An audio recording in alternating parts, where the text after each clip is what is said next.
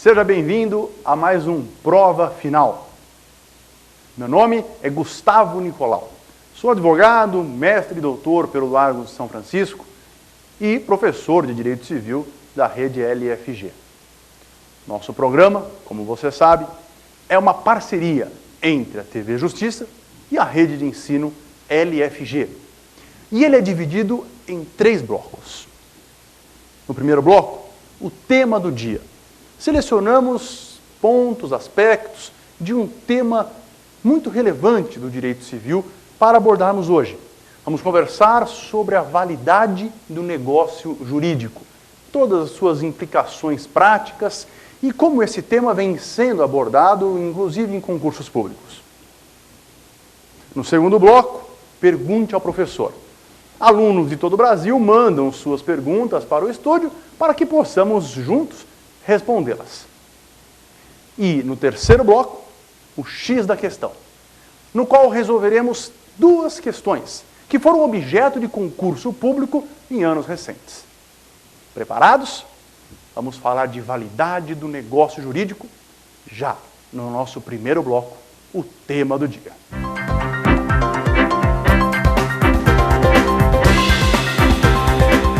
Validade do negócio jurídico. Esse é o nosso tema do dia. O negócio jurídico pode não parecer, mas tecnicamente observado, ele apresenta 3 etapas distintas na sua completa formação.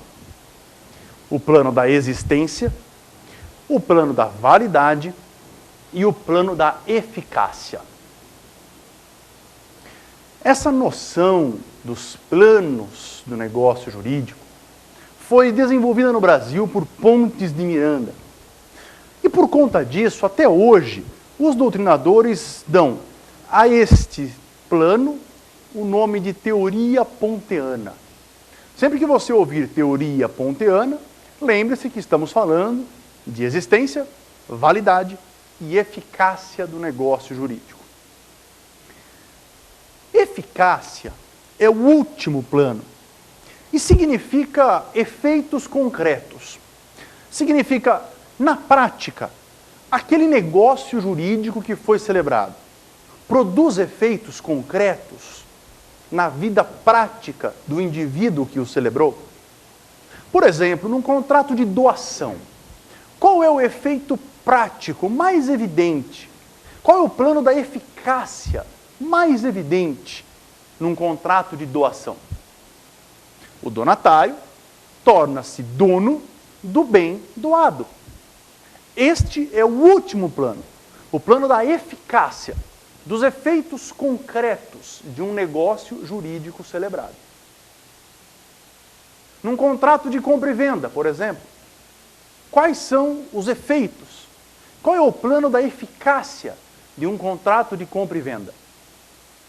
O adquirente tornar-se-á dono do bem e o alienante receberá o preço ajustado pelo bem que foi vendido. Este é o último plano, o plano da eficácia, o plano dos efeitos concretos. Mas para chegar no plano da eficácia, é necessário antes transcorrer os planos da existência e o plano da validade de um negócio jurídico. O plano da existência, ele é criticado por alguns doutrinadores sob a alegação de que ele não seria necessário. O plano da validade já supriria a necessidade de se elaborar um plano anterior, o plano da existência. Mas a maioria da doutrina brasileira reconhece que, sim, há um plano anterior à validade, que é chamado plano da existência do negócio jurídico. Neste plano, há 3 elementos mínimos necessários para formar o negócio jurídico, para que ele tenha a mínima existência. Daí o nome plano da existência. Esses elementos que formam o mínimo existencial de um negócio jurídico seriam o agente, o objeto e a vontade. Mas repare que existir um agente, um objeto e vontade realmente é o mínimo que se pode esperar de um negócio jurídico. Seria mesmo praticamente ridículo imaginar um contrato de compra e venda sem um comprador ou sem um vendedor, ou ainda sem um objeto a ser alienado. Também é raro imaginar um contrato sem que exista vontade das partes. Repare, sem que exista vontade das partes.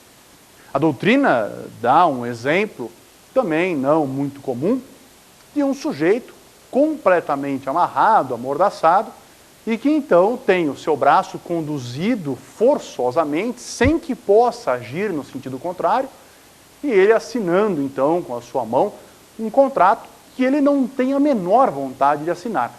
Repare que o corpo dele serviu como um mero instrumento para a assinatura de algo que ele em nenhum momento desejou. Portanto, não havia vontade do sujeito em celebrar aquele negócio jurídico. Neste caso, teríamos, sem dúvida, um negócio inexistente por faltar o elemento vontade. Porém, é raro, na prática, encontrarmos um negócio jurídico que não preencheu um dos 3 elementos de existência.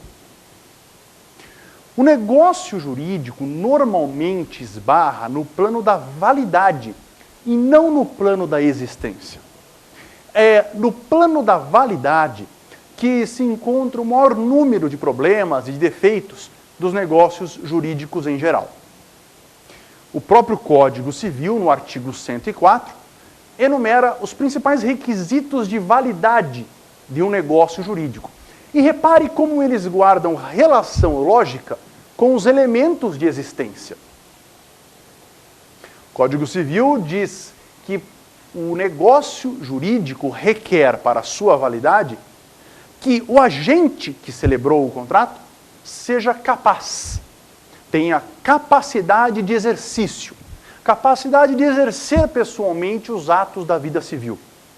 Quer porque já atingiu os 18 anos, quer porque foi emancipado.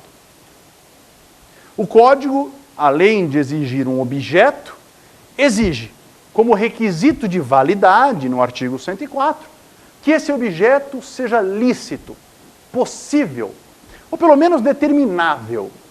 São os 3 requisitos quanto ao objeto. O objeto deve ser lícito. Seria ilícito, por exemplo, um contrato de compra e venda no qual se transfere a herança de pessoa viva. Flagrantemente um objeto ilícito, portanto, violando a validade do negócio jurídico. Seria ilícito, por exemplo, um contrato de compra e venda no qual o sujeito aliena drogas. O objeto do contrato é ilícito. Este, então, o segundo requisito de validade do negócio jurídico. O objeto deve ser lícito, possível, determinável. Depois, o Código exige que aquela vontade que se expressou no elemento de existência obedeça a uma forma prescrita ou não proibida na lei. Em alguns casos, não frequentemente, o Código exige que a vontade exteriorizada pelo agente obedeça a uma forma prescrita na lei.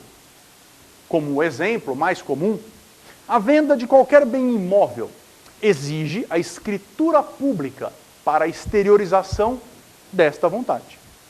Portanto, temos aí a vontade como elemento de existência e a forma que esta vontade foi exteriorizada como requisito de validade. Mas existe mais um requisito de validade, que não está expresso no Código Civil em artigo nenhum, mas que decorre de todo o sistema do Código. Este último requisito de validade do negócio jurídico, muito bem apontado pela professora Giselde Hironaka, da São Francisco, remete à ideia de que aquela vontade, elemento de existência do negócio jurídico, ela deve ser livre, esclarecida e ponderada.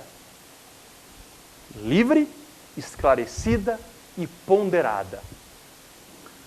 Uma vontade que não nasceu de maneira livre, de maneira esclarecida ou de maneira ponderada, é uma vontade viciada.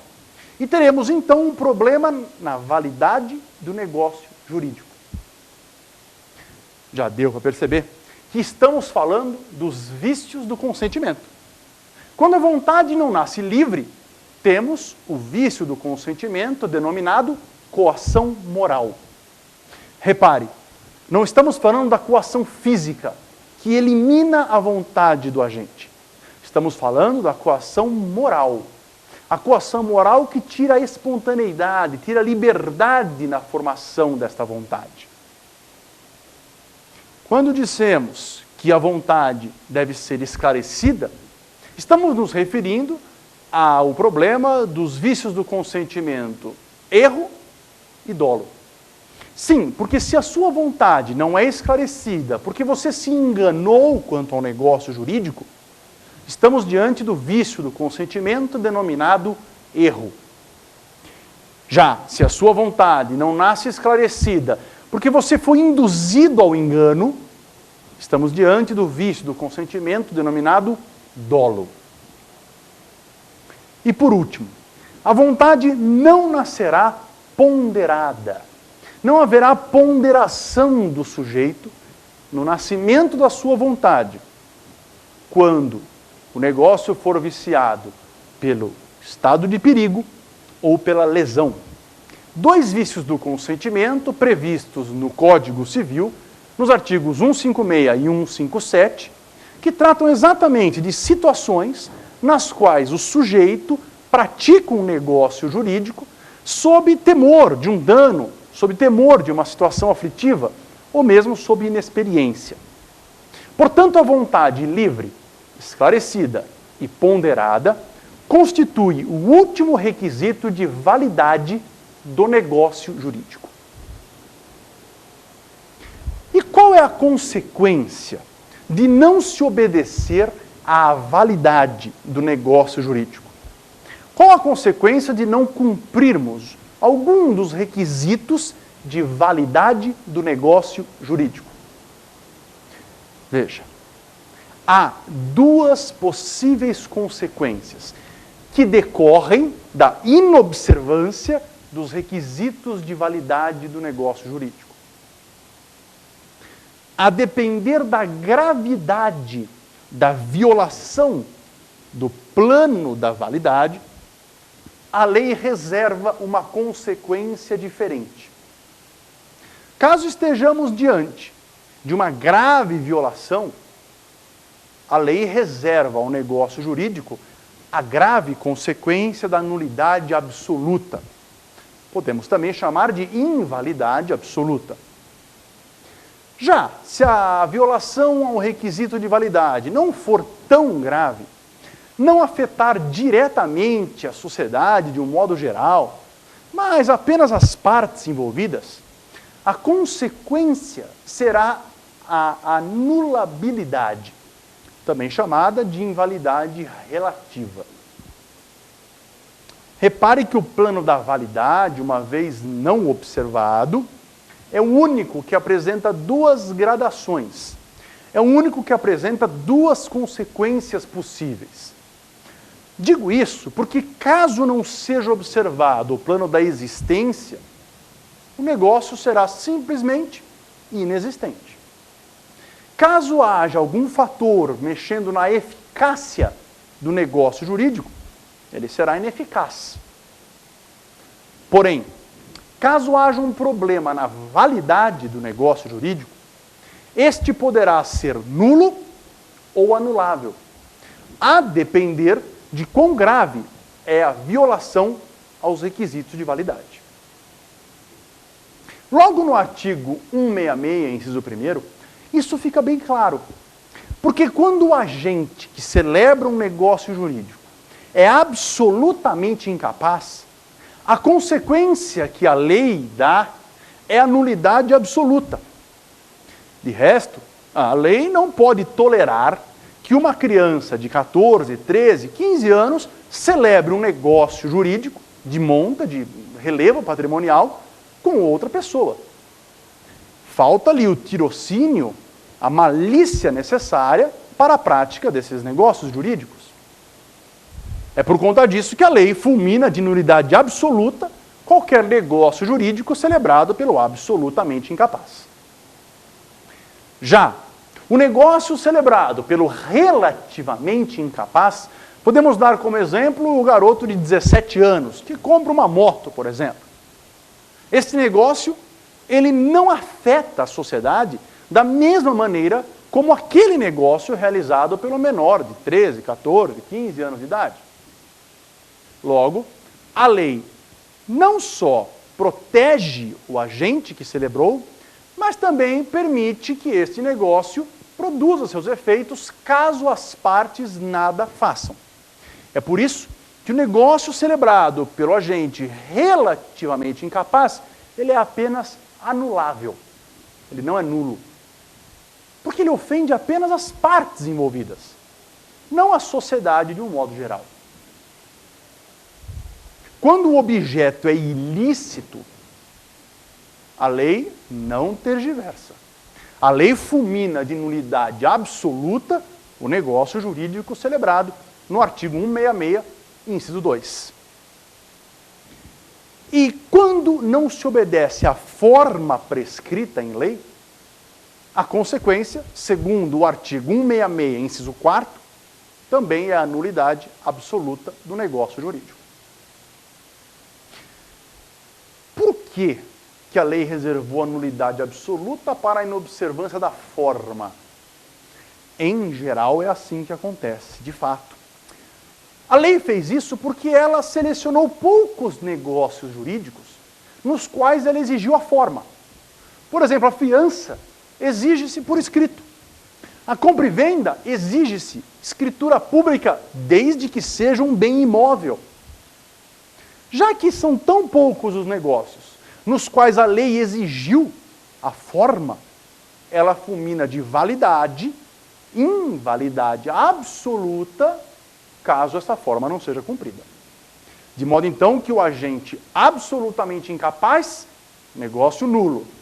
Objeto ilícito, negócio nulo. Desobediência à forma prescrita em lei, negócio nulo. Já quando o agente for relativamente incapaz, o negócio será apenas anulável, invalidade relativa, portanto.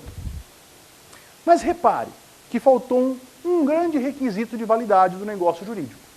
A saber, a vontade tem que ser livre, esclarecida e ponderada. E se este último requisito não for observado, se a vontade por acaso não nascer livre, esclarecida ou ponderada, nós estaremos diante de um vício do consentimento. E a consequência, segundo o artigo 171, para a prática de negócios sob vício do consentimento, é a anulabilidade, portanto, a invalidade relativa do negócio jurídico. Logo, podemos concluir que, a depender do requisito violado, haverá uma consequência distinta determinada pela lei. Mas não se engane.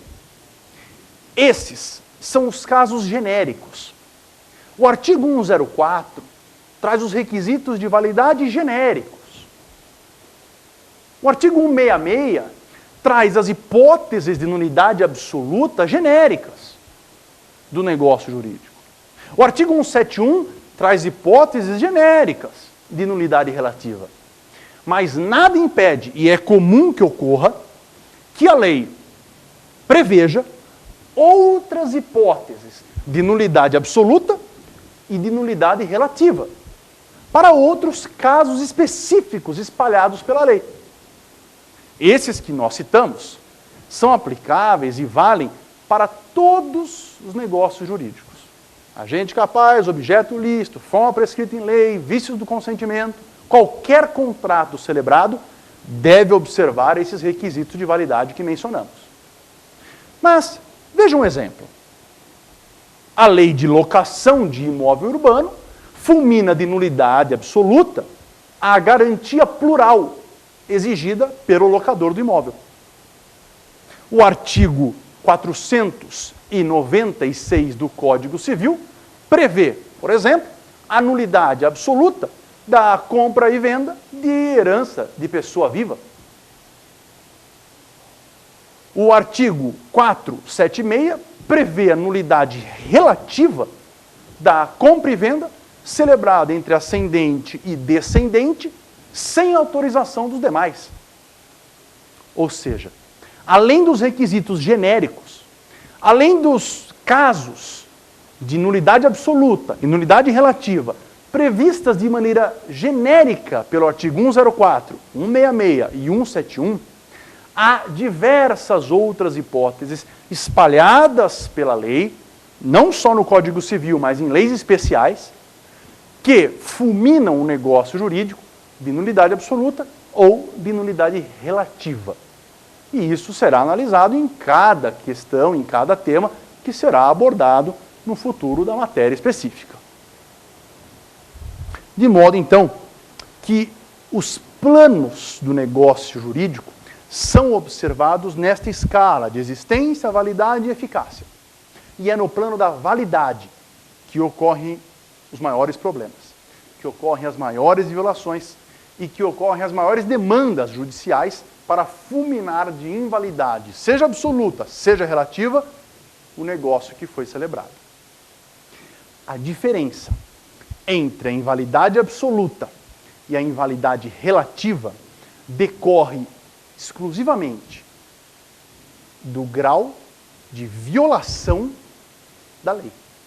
O quanto a lei se sentiu violada, o quanto aquilo prejudicou a sociedade, e aí, com base nisso, a lei determina se o negócio é nulo ou anulável. E determina regimes jurídicos próprios exatamente para a invalidade absoluta e para a invalidade relativa. No próximo bloco, vamos ouvir perguntas de alunos de todo o Brasil e responderemos aqui, junto com vocês, direto dos nossos estúdios, no bloco Pergunte ao Professor.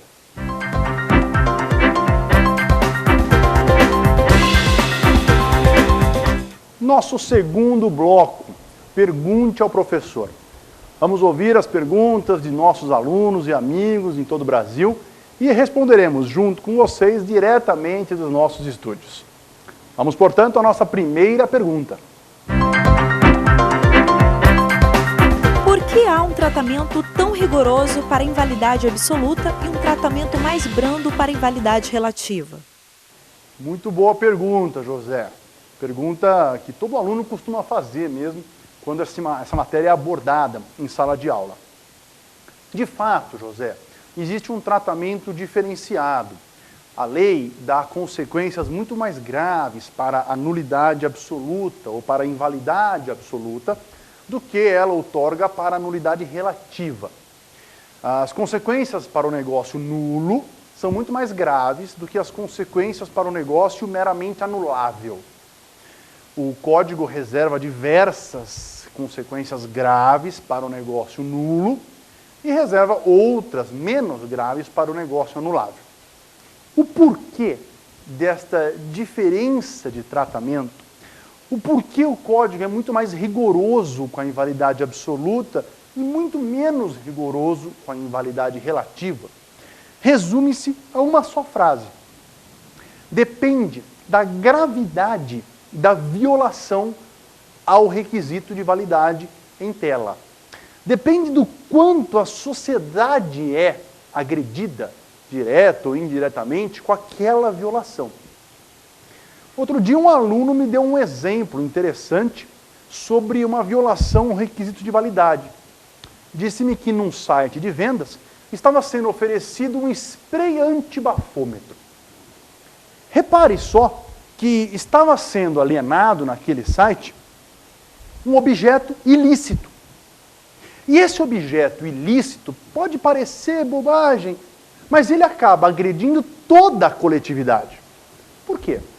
Porque quando uma pessoa compra o tal spray antibafômetro, podemos concluir que essa pessoa irá beber álcool irá se embriagar, irá dirigir de maneira bêbada com os efeitos do álcool no sangue, mas apenas na sua boca ela passará o spray antibafômetro que ela comprou e assim conseguirá se esquivar do rigor da fiscalização da lei.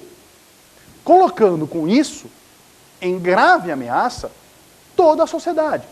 Todos nós sofremos um pouco, todos nós estamos sob risco quando ocorre uma venda de um spray antibafômetro. Significa, portanto, que o objeto ilícito é algo muito sério. E não por acaso, o artigo 166, inciso 2, diz que é nulo o negócio jurídico celebrado quando o objeto for ilícito. Já quando um adolescente de 17 anos e meio compra uma moto, compra uma bicicleta, a violação, a agressão à sociedade é num nível muito menor. A lei pretendeu não deixar desamparado o relativamente incapaz, mas ao mesmo tempo também não se meteu no negócio jurídico a ponto de fulminá-lo, desde já, de nulidade absoluta. Trilhou, portanto, um caminho médio. Estabeleceu que este negócio celebrado pelo relativamente incapaz seria, assim, anulável, mas não seguindo os rigores da nulidade absoluta. Logo, o negócio terá um tratamento rigoroso na nulidade absoluta, porque normalmente ele ofende toda a sociedade. E terá um tratamento menos rigoroso na nulidade relativa, porque, na pior das hipóteses, ele ofende, ele afeta, ele prejudica apenas as partes envolvidas. Essa é a ideia da diferença do rigor do tratamento entre o negócio nulo e o negócio anulável. Vamos, portanto, para a nossa segunda pergunta. Quais as diferenças entre o negócio nulo e o anulável? Douglas, essa é uma pergunta muito boa. Já entendi, professor, na primeira pergunta, por que existem dois tratamentos. Mas, afinal de contas, quais são as regras?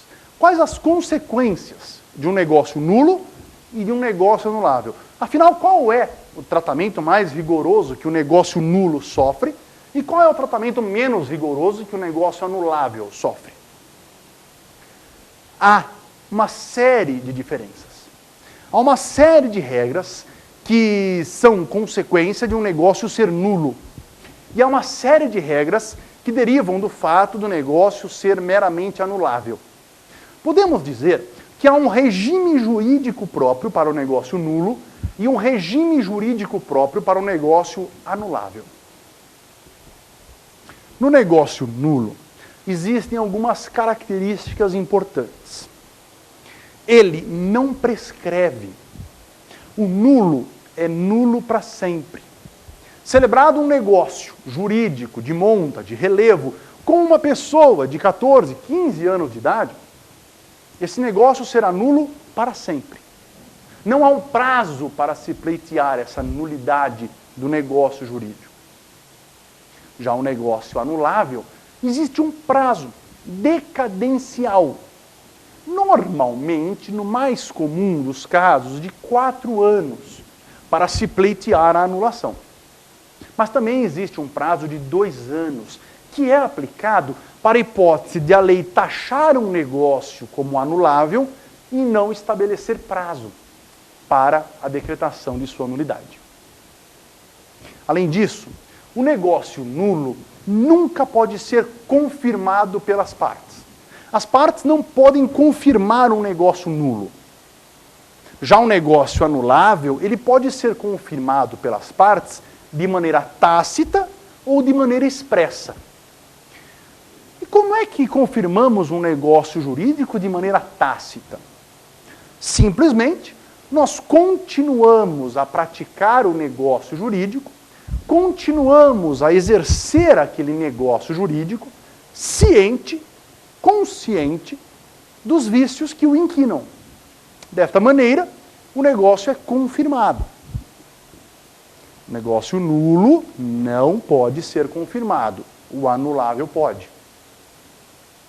O negócio nulo pode ser assim declarado de ofício pelo juiz.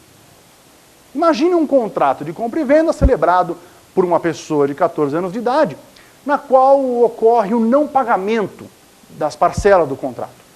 O credor entra com uma ação e o juiz percebe na ação de cobrança das parcelas que o contrato foi celebrado com uma pessoa de 14 anos. Sem que nenhuma parte se manifeste a respeito desta característica, o juiz pode declarar que o negócio é nulo de pleno direito. Isso não acontece no negócio anulável. No negócio anulável, as partes ou terceiros interessados devem provocar esta anulação, porque o juiz de ofício não pode declará-lo como tal. A ação judicial também é diferente. No caso da nulidade absoluta, temos a ação declaratória de nulidade absoluta. E no caso da nulidade relativa, temos a ação anulatória. Uma última diferença que a doutrina costuma ressaltar refere-se aos efeitos. Quais os efeitos da decretação de uma nulidade absoluta e de uma nulidade relativa? Simples. Durante muito tempo, a doutrina clássica tradicional do direito civil pregou que a decretação da nulidade absoluta gerava efeitos ex tunc, ao passo que a decretação de nulidade relativa gerava efeitos ex nunc, ou seja, dali em diante. Porém, a doutrina mais moderna, mais avançada, tem salientado, tem opinado, no sentido de que, mesmo na nulidade relativa, os efeitos da sentença devem retroagir, conforme o artigo 182 do Código Civil, que determina que as partes voltem ao estado anterior da celebração do negócio. Parece que, para a maioria dos casos, a solução de retroagir os efeitos da sentença no negócio anulável é realmente mais justa do que a mera decretação ex nunc da nulidade do negócio jurídico. Essas, portanto, as principais diferenças de tratamento entre o negócio nulo e o negócio anulável. Repare que há um rigor maior no tratamento do negócio nulo do que no negócio meramente anulável. Vamos para a terceira pergunta. A simulação sempre gerará uma nulidade absoluta? Renan Silva, muito boa a sua pergunta. Um abraço aos queridos amigos de Paraty, estado do Rio de Janeiro. Ele pergunta sobre a simulação. Será que a simulação sempre gera uma nulidade absoluta? Renan, a questão não é tão simples. Vamos tentar elucidá-la de uma maneira mais fácil. Quando você simula um negócio jurídico, a mera simulação, o mero fato de se pretender celebrar um negócio que não aconteceu na prática, o mero ato de fingir a celebração de um negócio jurídico que não aconteceu de verdade, isso já acarreta a nulidade absoluta do negócio simulado. De modo que o negócio simulado, aquele negócio que não ocorreu de verdade na prática, ele sempre é nulo de pleno direito. Por quê? Pergunta o aluno. Porque o sistema jurídico não pode conviver com uma farsa. De modo que um negócio simulado, um negócio que não condiz com a realidade, ele sempre será nulo de pleno direito. O problema está no fato de que, atrás do negócio simulado, às vezes, encontra-se um negócio verdadeiro. Um negócio que se pretendeu ocultar com a celebração do negócio simulado. Este negócio que está escondido, esse negócio que está oculto atrás do ato simulado, é chamado de ato dissimulado. É o ato que está escondido. Este ato que está escondido terá a consequência jurídica específica que a lei outorgou para ele. Um exemplo vai esclarecer. O negócio real praticado foi a venda de um apartamento por R$1 milhão. Esse é o negócio real. Só que para pagar menos imposto, as partes fingem praticar uma compra e venda por R$300 mil. Pronto. Temos um negócio mentiroso, simulado de 300 mil, e atrás dele nós temos um negócio de R$1 milhão. Repare, o negócio simulado será sempre nulo, de pleno direito. Nulidade absoluta do negócio simulado. Mas o negócio dissimulado, o negócio escondido atrás do negócio simulado, é um negócio válido. Vender um apartamento por R$1 milhão não é um objeto ilícito. É claro que deverá haver a correção tributária da venda, mas apenas a venda de R$300 mil, que é enganosa, que é mentirosa, que é falsa, será declarada nula de pleno direito. A venda real, que estava escondida, será válida. Um outro exemplo. Um sujeito, ele finge vender um carro para a namorada. Por vergonha da sociedade, ele fingiu a venda. Mas, na verdade, o que aconteceu foi a doação do carro para a namorada. Então, repare, ele finge a venda, mas atrás desse fingimento existe uma verdadeira doação de um carro para sua namorada. Ele, homem solteiro, doou um carro para sua namorada. Muito bem. A venda que é fingida, que é mentirosa e que não aconteceu de verdade, é um ato simulado e, portanto, nulo de pleno direito. Mas a doação que está atrás, escondida, dissimulada, disfarçada, é um ato plenamente válido.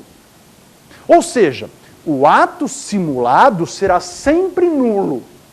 O ato que se escondeu atrás dele, não necessariamente.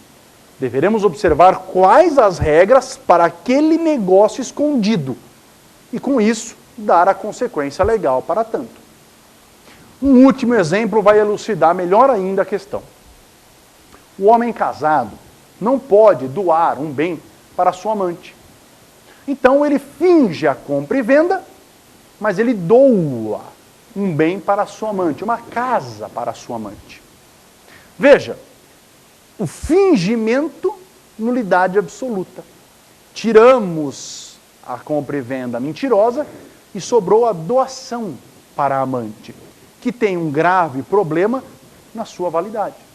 Ou seja, vai depender do qual é o negócio que está sendo escondido na simulação para atribuirmos as consequências jurídicas próprias. Vamos para a nossa próxima pergunta. O que significa nulidade virtual? Michele Gonçalves, um abraço aos queridos amigos de Salvador. Michele pergunta o que é nulidade virtual. Quem utiliza essa expressão, dentre outros, é o nosso querido amigo professor Flávio Tartucci. Nulidade virtual. Vamos primeiro entender o que é nulidade textual. Nulidade textual é aquela que se encontra no texto da lei. É nulo o negócio jurídico celebrado pelo absolutamente incapaz. Nulidade textual. Está no texto da lei. A lei disse que o negócio é nulo. Essa é uma nulidade textual. Mas e a nulidade virtual? Quando ela ocorre? O Código, no artigo 166, inciso 7, diz que também será declarado nulo o negócio quando a lei proíbe a prática de um negócio sem estabelecer uma sanção, sem estabelecer uma punição. Por exemplo, é vedada a venda de uma herança de pessoa viva. Pronto, a lei proíbe a venda de herança de pessoa viva. E não estabelece a consequência para essa venda. Não estabelece a sanção para esta venda. Logo, temos uma nulidade virtual. Sempre, portanto, que a lei proibir a prática de um determinado negócio jurídico e não estabelecer sanção, esta sanção será a nulidade. E estamos, portanto, diante de uma chamada nulidade virtual. Vamos para a próxima pergunta. Qual é o prazo para se pleitear a anulação de um negócio jurídico? Bruna, nossa querida concidadã paulistana. Bruna, qual é o prazo para se pleitear a anulação de um negócio jurídico? Lembrando, preliminarmente, que a nulidade absoluta não tem prazo. O negócio nulo, como já falamos, é nulo para sempre. O problema é o negócio anulável. O negócio anulável tem prazo decadencial para que seja pleiteada a declaração de sua nulidade relativa. E afinal, qual é esse prazo? Existe duas regras no Código Civil que tratam do tema. Mas veja, de um modo geral, nada impede regras específicas para outros casos específicos. Mas como grande regra geral, nós podemos dizer que há dois grandes prazos que acabam aí abraçando 80%, 90% dos casos. O prazo decadencial de 4 anos para incapacidade relativa do agente, para erro, dolo, coação, lesão e estado de perigo, portanto, os chamados vícios do consentimento, e também para fraude contra credores. Prazo de 4 anos de decadência. A contar da celebração do negócio jurídico. Salvo na coação, porque na coação o prazo inicia-se com a cessação da ameaça. O segundo prazo está no artigo 179. É o prazo de 2 anos para se pleitear a nulidade relativa de um negócio. Sempre que a lei disser que o negócio é anulável, mas não estabelecer prazo para a decretação de sua anulabilidade. Logo, temos um grande prazo de 4 anos para diversas hipóteses e temos um prazo de 2 anos para a hipótese de a lei estabelecer que o negócio é anulável e não fixar prazo para a decretação de sua invalidade relativa. Um bom exemplo está no Código Civil, na proibição da venda do pai para o filho sem anuência dos outros. A lei não estabelece prazo para se decretar a anulabilidade. Logo, 2 anos. Mas lembrando, nada impede que a lei estabeleça outros prazos para outras hipóteses de nulidade relativa. Com isso, encerramos o bloco Pergunte ao Professor. Na sequência, vamos ao terceiro bloco, o X da questão. Resolveremos juntos 2 questões objeto de concursos públicos, aqui, diretamente dos nossos estúdios. Até lá!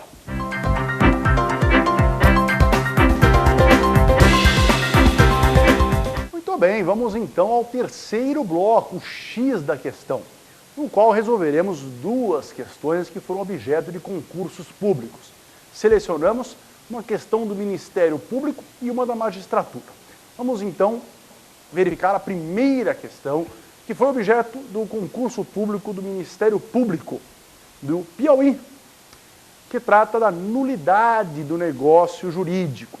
Ele diz, a nulidade do negócio jurídico caracteriza-se por ser... Repare que a questão não disse a anulabilidade, disse a nulidade do negócio jurídico.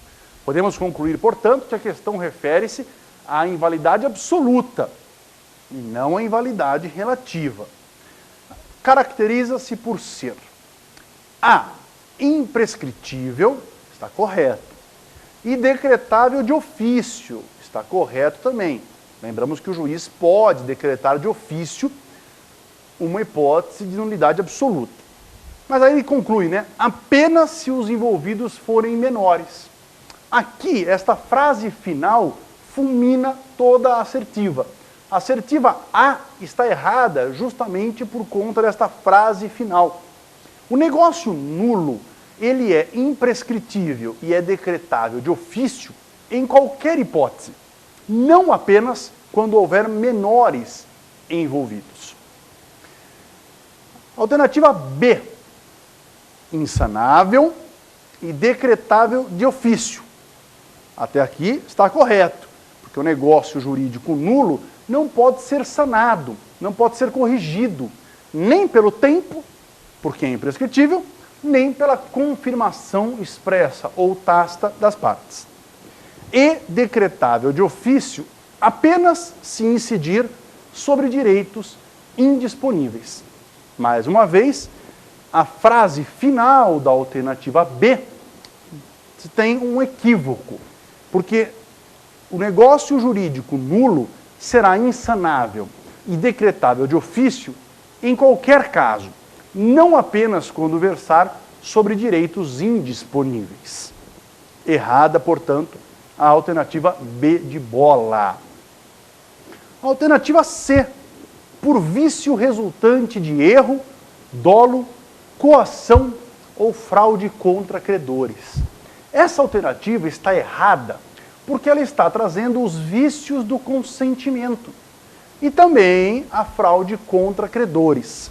Ela só não trouxe a lesão e o estado de perigo, que são dois vícios importantes do consentimento. Mas ela tratou do erro, do dolo, da coação e de um outro defeito do negócio jurídico que não é vício do consentimento, que se chama fraude contra credores. Logo, essa alternativa está errada, porque todas essas hipóteses mencionadas na alternativa C, elas são taxadas pela lei como hipóteses de anulabilidade, de nulidade relativa, portanto. Logo, não é o gabarito, não é a correta resposta desta questão. E a alternativa D de dado, portanto, a nossa correta, o gabarito desta questão, fala que será nulo se preterida alguma solenidade considerada essencial para a sua validade. Claro, estamos aí numa hipótese na qual não foi obedecida alguma solenidade, alguma formalidade que a lei entendeu necessária, essencial para a prática daquele negócio jurídico. Eu dou dois exemplos. Uma venda, por exemplo, de uma casa na praia que foi alienada por um terceiro, e nesta venda fez-se um contrato por escritura particular. O contrato de compra e venda de uma casa deve ser celebrado por escritura pública e não por escritura particular. Logo, este é um belo exemplo de um negócio jurídico nulo e não meramente anulável. Logo, o gabarito que procuramos, na questão número 1, a alternativa correta aí que procuramos é a D, de dado. E podemos com isso passar para a segunda questão. A segunda questão, ela trata justamente aí dos casos de anulabilidade do negócio jurídico. Além dos casos expressamente declarados na lei, quando será anulável o negócio jurídico? Só lembrando que trata-se de uma questão da magistratura de Minas Gerais, de 2008, tá? Que caiu, portanto, aí um tema sobre validade do negócio jurídico. Quando será que o negócio será anulável?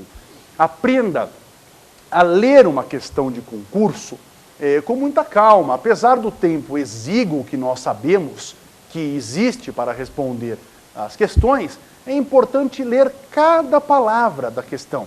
É importante entender o que a questão está querendo passar. E esta questão, por exemplo, fala claramente de anulabilidade. Grife, quando for prestar a prova, as palavras essenciais. É anulável o negócio jurídico. Vamos lá. Alternativa A. Quando não se revestir da forma prescrita. Lembre-se, o negócio jurídico que não segue, que não obedece à forma prescrita em lei, ele é nulo de pleno direito, segundo o artigo 166, inciso 4º do Código Civil. Na alternativa, então não é essa, procuramos um negócio anulável e não um negócio nulo. Alternativa B, se o motivo determinante comum a ambas as partes for ilícito, o motivo, normalmente, é irrelevante para o negócio. O que move a pessoa a celebrar um negócio é irrelevante. Aqui, no caso, existe um relevo porque o motivo é ilícito e é comum a ambas as partes. As partes celebram um negócio com uma motivação ilícita. Neste caso, o artigo 166, inciso 3 do Código Civil, diz que o negócio é nulo de pleno direito. Portanto, não é anulável, é nulo. E estamos, então, diante de uma assertiva incorreta, pois buscamos aí uma anulabilidade, uma nulidade relativa, e não uma nulidade absoluta. Alternativa C. Procuramos, então, a nulabilidade, por vício resultante de erro, dolo, coação ou fraude contra credores. Pronto, encontramos. Os vícios do consentimento, erro, dolo, coação, estado de perigo e lesão, todos trazem anulabilidade como consequência. O negócio é anulável, o negócio não é nulo de pleno direito. Portanto, aqui está o gabarito. Da mesma maneira, a fraude contra credores, pela letra do Código Civil, o Código faz isso em 3 oportunidades diferentes, tanto no 158, como no 159, quanto no 171, inciso 2. O Código, em 3 oportunidades, trata a fraude contra credores como uma hipótese de anulabilidade. Há doutrinadores que preferem falar que a hipótese é de ineficácia, mas não é o que parece, ao menos pelo texto expresso da lei. É o que parece, para nós, a hipótese é de anulabilidade. Ao menos para questões de concursos públicos, nos parece que o ideal mesmo é tratar como anulabilidade. E foi o que o gabarito aqui referendou. A alternativa D, de dado, possível mediante convenção ou acordo coletivo de trabalho. Esta é uma alternativa que não tem aqui cabimento numa hipótese de anulabilidade. Portanto, ficamos aí com a alternativa C, gabarito desta segunda questão da magistratura de Minas Gerais. Isso mostra a incidência desse tipo de assunto em concursos públicos, mesmo em concursos sérios, respeitados, difíceis, como é o caso da magistratura de Minas Gerais. Com isso, encerramos mais um programa Prova Final. Eu gostaria de deixar os meios de comunicação comigo, primeiramente o meu e-mail, que é o gustavo@usp.br, gustavo@usp.br. Fique à vontade para manter contato pelo Twitter também, que é o @Gustavo_Nicolau. E o nosso Facebook, Gustavo Nicolau, também está à sua disposição para mantermos contato e solucionar eventuais dúvidas. Nosso programa Prova Final é uma parceria entre a Rede LFG e a TV Justiça. E será um prazer revê-lo em outras oportunidades, com outros temas do direito, para que possamos abordá-los juntos em nossos encontros regulares. Muito obrigado e até a próxima. Tchau!